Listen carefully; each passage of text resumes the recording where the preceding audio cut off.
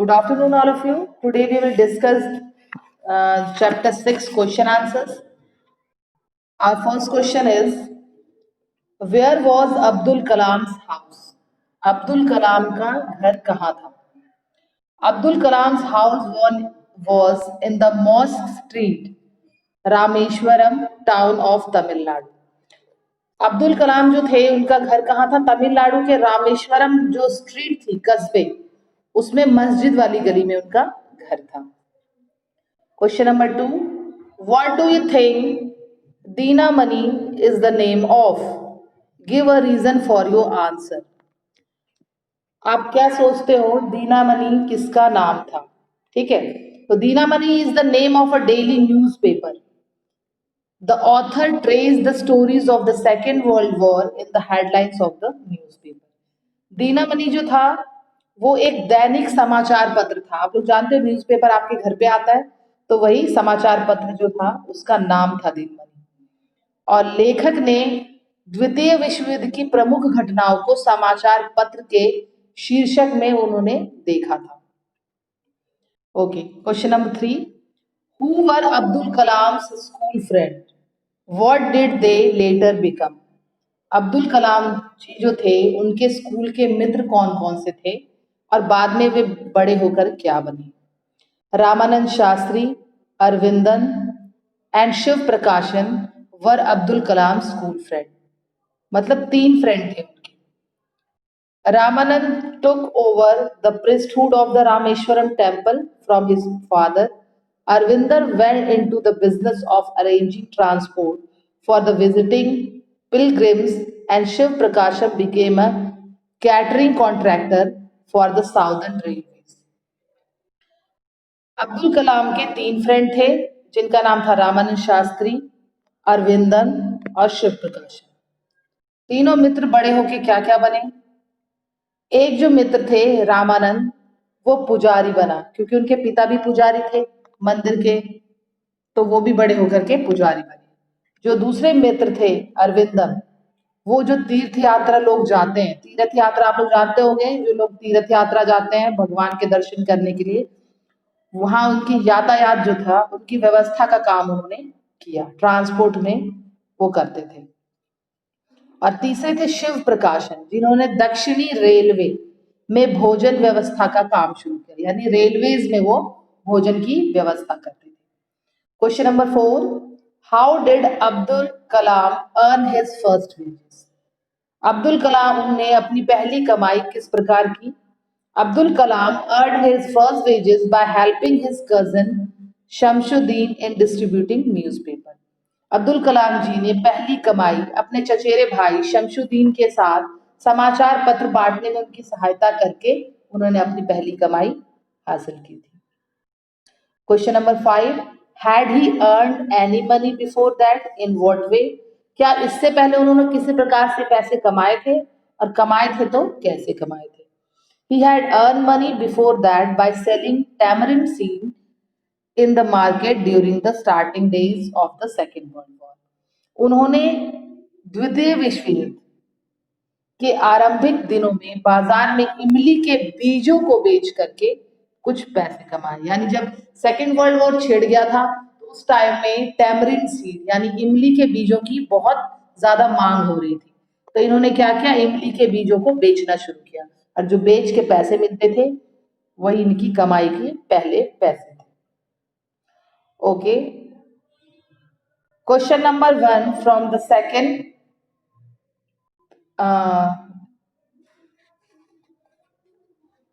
How does the author describe his father, his mother, himself? यहाँ पे author ने अपने पिता, माता और अपने आप को कैसे दर्शाया? The author says that his father, Jainulabuddin, was a man of great innate wisdom and a true generosity of spirit. His mother, Asha Amma, was an ideal helpmate to his father. He himself was a short boy with rather simple looks. लेखक बताते हैं कि उनके जो पिता है, तो लेखक कौन है यहाँ पे? लेखक खुद अब्दुल कलाम आजाद है. इन्होंने खुद अपनी ऑटोबायोग्राफी लिखी थी, अपनी जीवनी लिखी थी. वो बताते हैं कि उनके जो पिता हैं जैनुलाबुद्दीन, वो आंतरिक बुद्धिमता, यानी वो अंदर से बहुत बुद्धिमान थे, पढ़े लिखे नहीं थे मगर विद्वान थे, बहुत बुद्धिमान थे। और उनकी जो माता थी वो उनकी हेल्प करती थी। दोनों बहुत दयालु थे और दोनों उनके लिए आदर्श थे, अब्दुल कलाम जी के लिए। वह स्वयं एक साधारण सी शक्ल वाला छोटा सा लड़का था। यानी अब्दुल कलाम जो थे बहुत सुंदर नहीं थे, बट सिंपल फेस्ड ह्यूमन थे, यानी बिल्कुल साधारण सी लुक वाला एक लड़का। क्वेश्चन नंबर 2, यानी ये सेकंड पार्ट चल रहा है। जैसे क्वेश्चन 1 जो है, 1 के कुछ 4 क्वेश्चंस थे, ये पार्ट 2 के क्वेश्चन है। तो ये पार्ट 2 में 2 क्वेश्चन है, उसी तरह से पार्ट 3 में भी कुछ क्वेश्चंस है, तो पार्ट वाइज है। तो सेकंड पार्ट के ये क्वेश्चंस मैं बोल, व्हाट कैरेक्टरिस्टिक्स डज ही से ही इनहेरिटेड फ्रॉम हिज पेरेंट्स? उन्होंने किस प्रकार के गुण अपने माता पिता से विरासत में हासिल किए या प्राप्त किए? Abdul Kalam's parents were open minded, generous, austere, affectionate, intelligent, self respecting, disciplined, and philosophical. He inherited all the characteristics from his parents. Abdul Kalam के जो माता पिता थे वो खुले विचारों के थे। उनका जो विचार था वो संकीर्ण नहीं था, नैरो माइंडेड नहीं थे।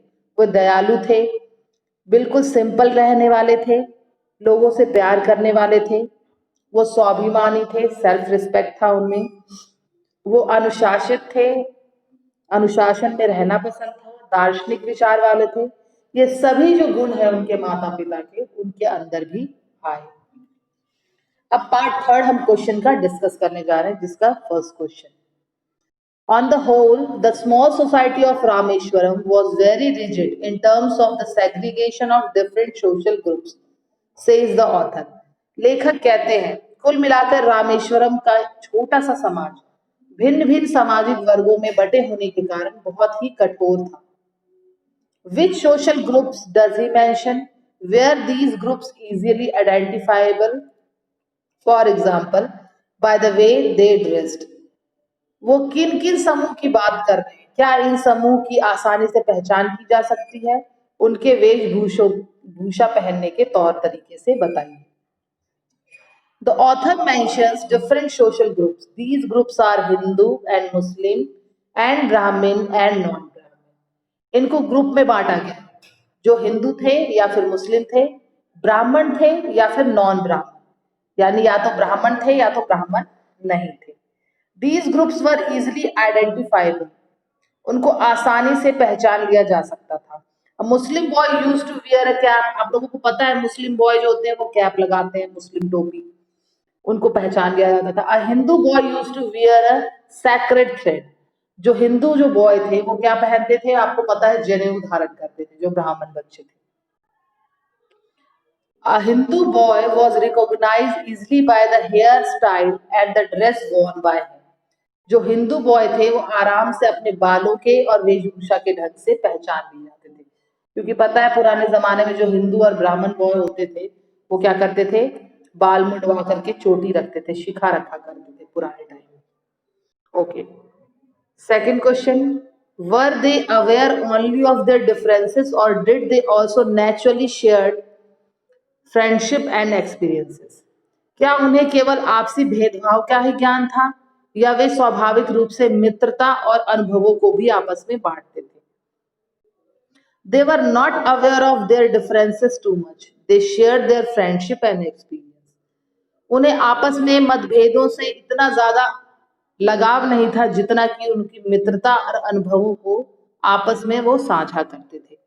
Abdul Kalam family was a Muslim family. Abdul Kalam का परिवार जो था एक मुस्लिम परिवार था, but his mother and grandmother told him the events from the Ramayana and from the life of the Prophet.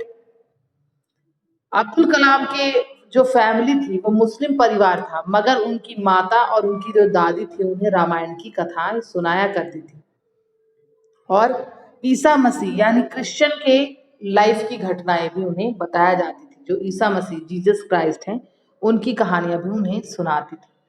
Kalam's friends were also ब्राह्मण। कलाम के जो मित्र थे वो भी ब्राह्मण थे। The author speaks both of people who were very aware of the differences among them and those who were tried to bridge these differences. Can you identify such people in the text. लेखक दोनों प्रकार से लोगों के बारे में बताते हैं। एक वे जो आपसी भेदभाव के बारे में जागरूक थे, दूसरे वे जिन्होंने आपसी भेदभाव को समाप्त करने का प्रयास किया। दो तरह के लोगों के बारे में उन्होंने अपनी जीवनी में बताया। The people who were very aware of the differences between Hindu and Muslim were the young teacher in the school and the wife of the Abdul Kalam science teacher. यहाँ वो अपनी कहानी में दो लोगों का वर्णन करते हैं जो नए टीचर आए थे, जिन्होंने हिंदू मुस्लिम में भेदभाव करने के लिए अब्दुल कलाम को पीछे की सीट पर बैठने के लिए कहा।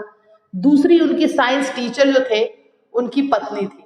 जब साइंस के टीचर ने उन्हें खाने पे बुलाया तो उनकी पत्नी ने कहा मैं इन्हें खाना नहीं परोसूंगी क्योंकि ये मुस्लिम धर्म के हैं। तो ये दो जो थे वो डिफरेंस देखते थे हिंदू मुस्लिम में। The people who tried to bridge this differences were Ramanand Shastri's father, Laxman Shastri and Abdul Kalam science teacher Shiv Subramaniam Iyer.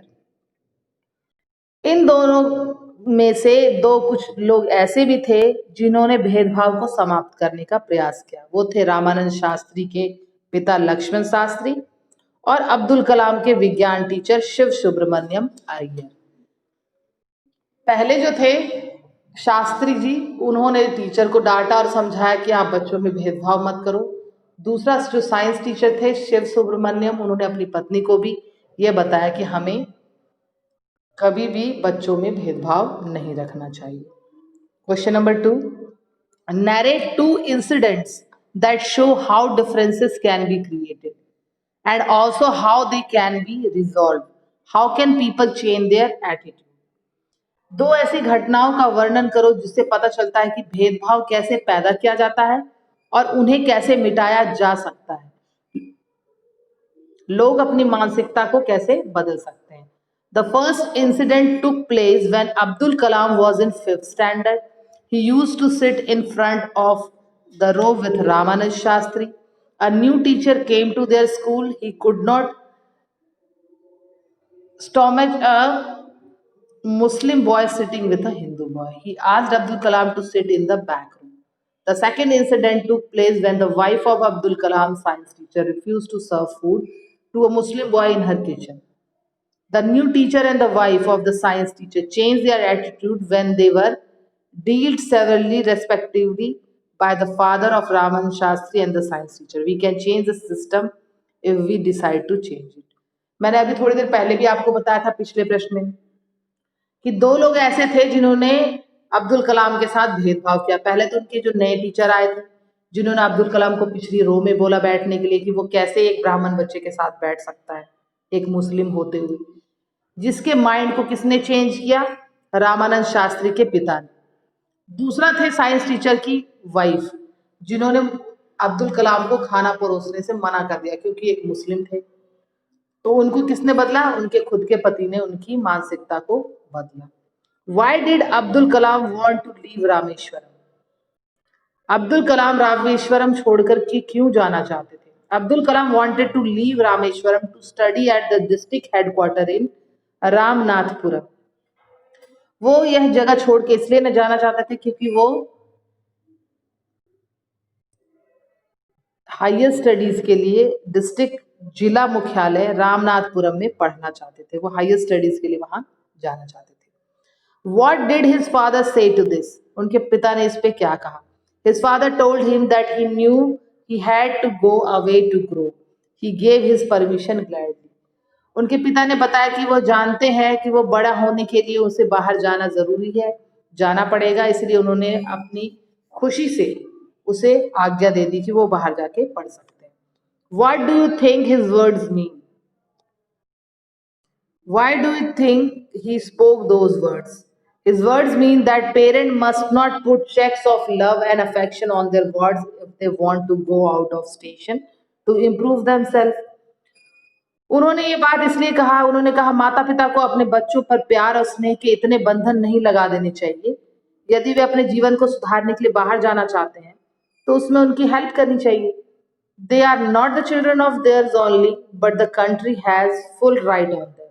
ये सिर्फ उनके माता पिता के ही बच्चे नहीं है मगर देश का भी इन पे पूरा अधिकार है कि वो बाहर जाके पढ़े लिखे और देश के लिए कुछ करें।